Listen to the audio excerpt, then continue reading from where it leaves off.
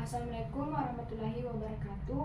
Perkenalkan, saya Desi Wulandari dengan NIM 240901600002 bersama dengan rekan saya ingin memaparkan materi mengenai penyebaran mata kuliah statistika. Assalamualaikum warahmatullahi wabarakatuh. Perkenalkan, nama saya Siti Sahara dengan NIM 240901600013.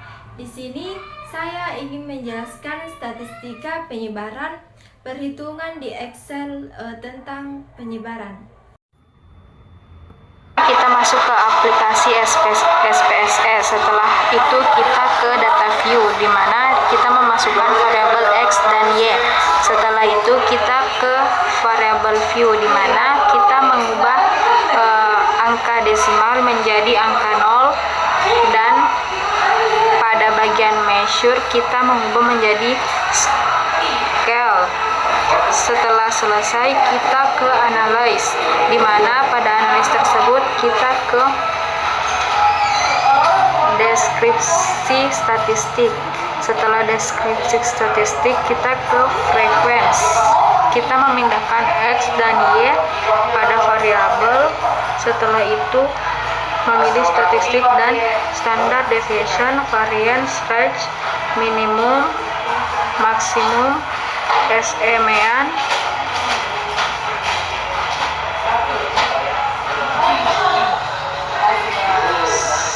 serta skewness dan kurtosis. Setelah itu continue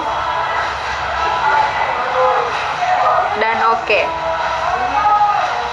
maka hasilnya akan muncul. Sudah.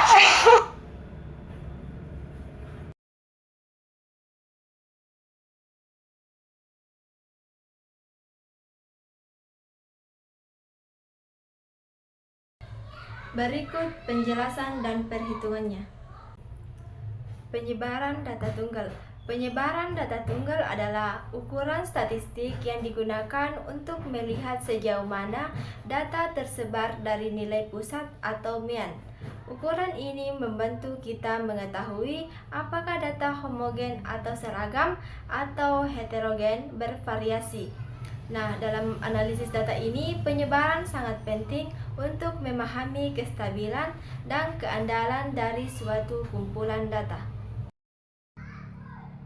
Ukuran penyebaran data tunggal. Yang pertama, jangkauan atau range. Jangkauan menunjukkan selisih antara nilai terbesar dan terkecil dalam data. Meskipun sangat sederhana, jangkauan memberi gambaran kasar tentang lebar sebaran data. Yang kedua, jangkauan interkuartil adalah salah satu ukuran penyebaran dalam statistika yang menunjukkan sebaran 50% data tengah dalam satu set data. EQR sangat berguna untuk mengukur keragaman data dan mengabaikan outlier atau nilai ekstrim. Yang ketiga, simpangan rata-rata. Simpangan rata-rata adalah rata-rata dari selisih mutlak antara tiap data dengan mean. Ukuran ini menunjukkan seberapa besar rata-rata deviasi data dari pusatnya. Yang keempat, ragam atau variance. Variance mengukur seberapa besar kuadrat deviasi tiap nilai data terhadap mean. Variance memberikan gambaran apakah data menyebar secara sempit atau lebar. Kelima, simpangan baku atau standar deviasi. Standar deviasi adalah akar dari variasi yang digunakan untuk mengukur keragaman data dalam suatu yang sama dengan data aslinya. Semakin besar nilai simpangan baku,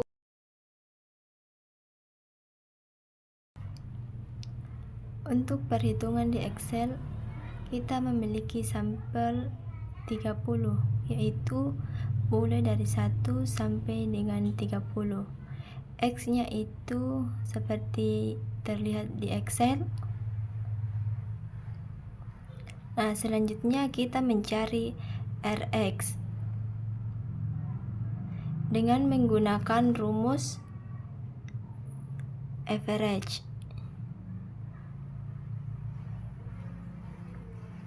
kita tarik sampai ke bawah.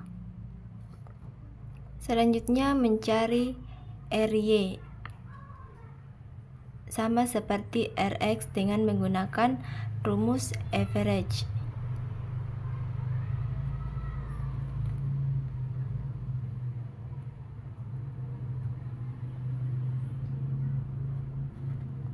Selanjutnya kita akan mencari X dikurang Rx, yaitu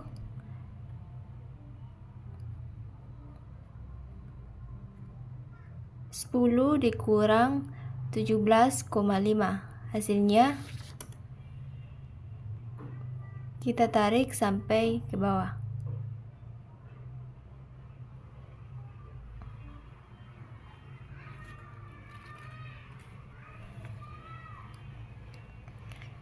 Selanjutnya kita mencari Y dikurang Rx, sama seperti sebelumnya. Selanjutnya kita mencari X dikurang Rx pangkat 2, yaitu min 7,5 dipangkatkan 2, hasilnya 56,25. Kita lakukan sampai ke bawah.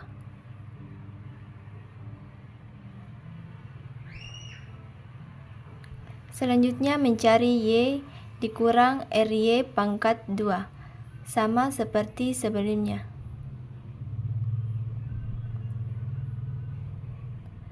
Setelah kita mengetahui datanya, kita mencari jangkauan atau range.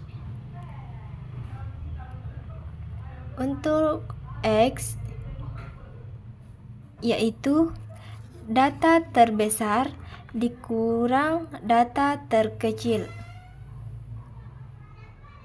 Data X-nya yaitu dari ini.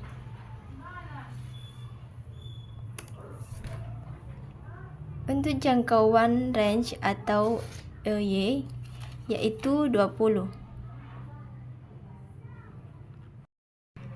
Kedua, jangkauan antar kuartil. Untuk mencari nilai X, yaitu IQR sama dengan Q3 dikurang Q1.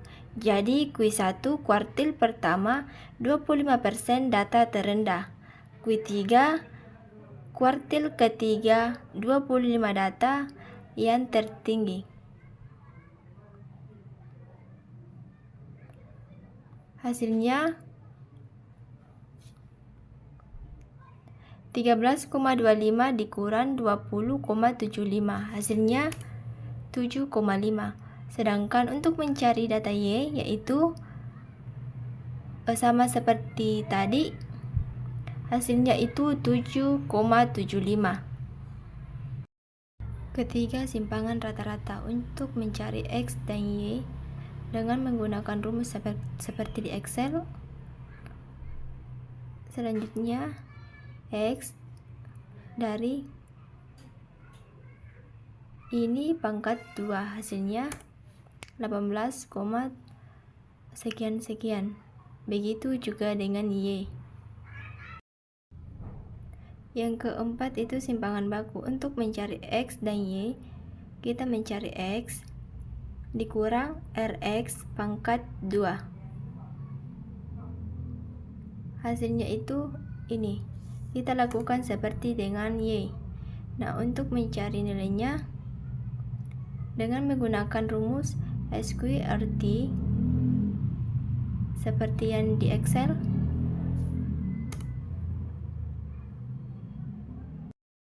Yang kelima, Raghan variance. Untuk mencari X dan Y, yaitu kita ambil datanya X dari simpangan baku, yaitu 26,7083 pangkat 2. Hasilnya ini. Kita lakukan sama seperti dengan Y. Untuk mencari nilainya dengan menggunakan rumus SQRT dalam kurung data tadi X-nya. Hasilnya itu seperti begini. Perkenalkan, saya Najila Natasha dengan NIM 2409010601015, yang dimana pada hari ini saya akan menjelaskan mengenai materi regresi linear. Seperti yang ditampilkan pada PPT, terdapat 30 data atau sampel yang dimana variabel X-nya jumlah iklan online dan variabel Y-nya itu jumlah penjualan. Nah, dari 30 data tersebut menghasilkan sigma X-nya sebesar 525, sigma Y-nya 992, sigma X kuadratnya 9995, sigma Y kuadratnya 1984, dan sigma X-nya 18210. Selanjutnya saya akan menghitung koefisien regresinya atau B-nya, yang dimana rumusnya itu N kali sigma XY dikurang sigma X dikali sigma Y dibagi N dikali sigma X kuadrat dikurang sigma X dalam kurung kuadrat, yang dimana B sama dengan 30 dikali 18.210 dikurang 525 dikali 992 dibagi 30 dikali 9.995 dikurang 275.625. Nah, menghasilkan B sama dengan 25.500 dibagi 24.225 menghasilkan B atau koefisien regresinya sebesar 1,05. Baik, selanjutnya di sini saya akan menjelaskan mengenai nilai intercept atau nilai A-nya, yang dimana untuk mencari A tersebut menggunakan rumus Y bar dikurang B dikali X bar, dimana untuk mencari X barnya dan Y barnya harus juga menghitung dengan rumus X bar sama dengan sigma X dibagi dengan N atau sama dengan 525 dibagi 30 menghasilkan 17,5 untuk X bar, sedangkan Y barnya yaitu sama dengan sigma Y dibagi N sama dengan 992 dibagi 30 menghasilkan 33,1 untuk Y barnya. Jadi A sama dengan 33,1 dikurang 1,05 dikali 17,5 menghasilkan 14,65 untuk nilai A. Untuk langkah selanjutnya yaitu uji signifikansi A dan B terhadap variabel dependen varians X, Y, dan E, yang dimana Sx kuadrat rumusnya sama dengan N dikali sigma X dikurang sigma X kuadrat dibagi N dikali N dikurang 1 menghasilkan Sx kuadrat sebesar 28. Untuk Sy kuadratnya rumusnya itu N dikali sigma Y kuadrat dikurang sigma Y dalam kurung kuadrat dibagi N dikali N dikurang 1 menghasilkan Sy pangkat 2 sebesar min 1063. Nah, untuk Se kuadratnya rumusnya yaitu N dikurang 1 dibagi N dikurang 2 dikali Sy kuadrat dikurang B kuadrat dikali Sx kuadrat menghasilkan Se kuadrat sebesar min 1133. Nah, kita akan mencari uji signifikansi konstantanya, yang dimana menurut hipotesis itu jika H0 A sama dengan 0 maka konstanta tidak berpengaruh signifikansi. Nah, untuk jika H1-nya itu A tidak sama dengan 0 maka konstantanya itu berpengaruh signifikan. Nah, dikarenakan tadi A-nya itu menghasilkan 14,65 maka A tidak sama dengan 0, jadi konstantanya itu berpengaruh signifikansi. Nah, untuk selanjutnya itu mencari taraf signifikan A-nya, yang dimana menghitung derajat kebebasannya atau DF-nya, yaitu dengan cara atau rumusnya N dikurang 2. Jadi N-nya tadi 30 dikurang 2 menghasilkan DF sebesar 28. Nah, untuk taraf signifikannya alfa yaitu 0,05. Nah, selanjutnya kita itu mencari nilai T tabel berdasarkan DF dan alfanya. Jadi menurut hasil ujinya itu DF-nya itu kan 28, alfanya itu 0,05, uji dua pihak yaitu menghasilkan T tabel sebesar 2,048. Kan menguji T hitungnya yaitu dengan rumus A dikurang A0 dikali Sx dikali akar N dikali N kurang 1 dibagi Se dikali sigma X kuadrat, yaitu menghasilkan T hitung sebesar min 0,001063. Jadi berdasarkan kriteria uji, jika T hitungnya itu lebih kecil dari T tabel, maka H0-nya itu diterima. Nah, berarti kan T tabelnya itu tadi min 0,001063 kurang dari 2,048, maka H0-nya itu diterima. Untuk langkah selanjutnya, untuk menguji signifikansi koefisien, yang dimana rumusnya T sama dengan B dikurang B0 dikali SX dikali akar N kurang 1 dibagi SE, maka menghasilkan T sebesar min 0,139. Jadi hanya itu saja yang dapat saya sampaikan. Untuk untuk penjelasan selanjutnya akan dijelaskan oleh rekan saya. Baik, Assalamualaikum warahmatullahi wabarakatuh. Perkenalkan, nama saya Winda Noviaratu dengan NIM 2401600022. Di sini saya dengan teman saya akan menjelaskan mengenai statistika pemusatan. Assalamualaikum warahmatullahi wabarakatuh. Perkenalkan, nama saya Sri Widya Boro dengan NIM 240901601005. Di sini saya akan menjelaskan tentang statistika pemusatan, yaitu bagian cara menggunakan aplikasi SPSS. Pemusatan itu mengukur titik pusat dari sekumpulan data. Ukuran pemusatan pada umumnya itu ada mean, rata-rata, jumlah seluruh nilai dibagi jumlah data. Yang kedua, median, nilai tengah dari data yang sudah diurutkan. Yang ketiga, modus, nilai yang paling sering muncul.